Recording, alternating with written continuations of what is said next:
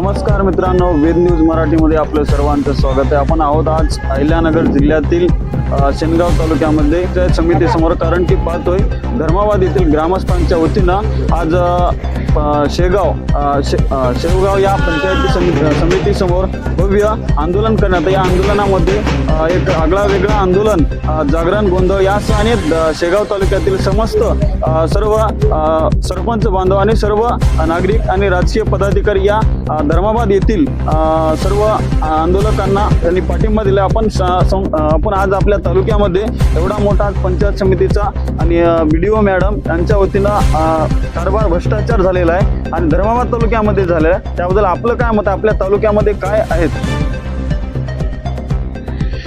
नांदेड जिल्ह्यामध्ये धर्माबाद तालुक्यात समृद्ध पंचायत राज अभियानामध्ये मूल्यांकनासाठी शेवगाव तालुक्यातील गट विकास अधिकारी सोनल शाह यांची नियुक्ती झाली होती। यांच्या नियुक्तीच्या कालखंडामध्ये त्यांनी धर्माबाद तालुक्यातील जी गावं अतिशय जोमाने आणि ताकदीने काम करत होते त्या गावांवरती प्रचंड मोठ्या प्रमाणात अन्याय केला। आर्थिक हितसंबंध जोपासून त्यांनी ठराविक काही गावांना त्या ठिकाणी पुढं घेतलं। त्याचा निषेध म्हणून धर्माबाद तालुक्यातले जबाबदार नागरिक आणि त्या गावातले ग्रामपंचायत सदस्य आणि सरपंच शेवगाव पंचायत समितीवरती आंदोलन घेऊन त्या ठिकाणी जागरण गोंधळ आंदोलन केलं। आम्ही पण काहीतरी या समाजाचं देणं लागतो या भूमिकेतून, आणि आम्ही पण त्यांच्याबरोबरच समदुःखी आहोत या भूमिकेतून आम्ही शेवगाव तालुक्यातले सर्व सरपंच धर्माबाद तालुक्यातील सरपंच संघटनेला त्या ठिकाणी पाठिंबा देण्यासाठी आज या ठिकाणी जमलेलो होतो। शेवगाव तालुक्यामध्ये सुद्धा सरकारने अतिशय उदात्त हेतूने चालू केलेल्या या अभियानाला हरताळ फासण्याचं काम आमच्या तालुक्यात आलेल्या त्या तत्कालीन मूल्यांकन समितीचे त्या केज तालुक्यातील नागरगोजे म्हणून जे BDO होते त्यांच्या माध्यमातून झालेला आहे, आणि त्यांचाही निषेध आम्ही रेड्या आंदोलनाच्या माध्यमातून आणि या पंचायत समितीसमोर केलेला आहे।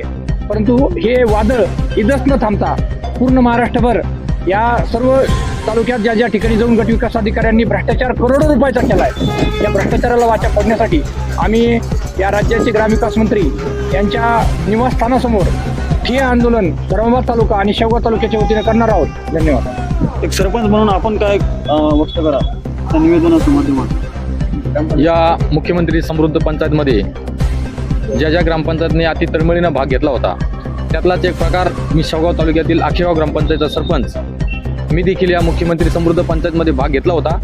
माझ्याकडे देखील केज तालुका या ठिकाणी नागरगोजे साहेब म्हणून माझ्याकडे निरीक्षणासाठी आलेले होते, परंतु माझ्या गावामध्ये तालुक्यामध्ये 20 ग्रामपंचायतने जो भाग घेतला होता त्यापैकी मी आखेगावमध्ये ग्रामपंचायत म्हणून मी एक भाग घेतला होता।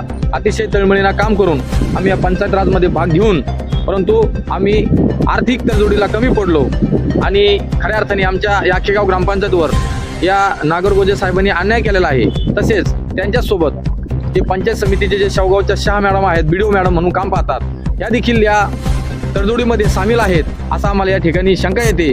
आणि त्याबद्दल आम्ही या धर्माबादचे जे आज ग्रामस्थ या ठिकाणी आंदोलन आले होते त्या आंदोलनाला आम्ही खऱ्या अर्थाने पाठिंबा दिला आणि या आंदोलनाचा या भ्रष्ट अधिकाऱ्यांचा आम्ही या ठिकाणी निषेध केला।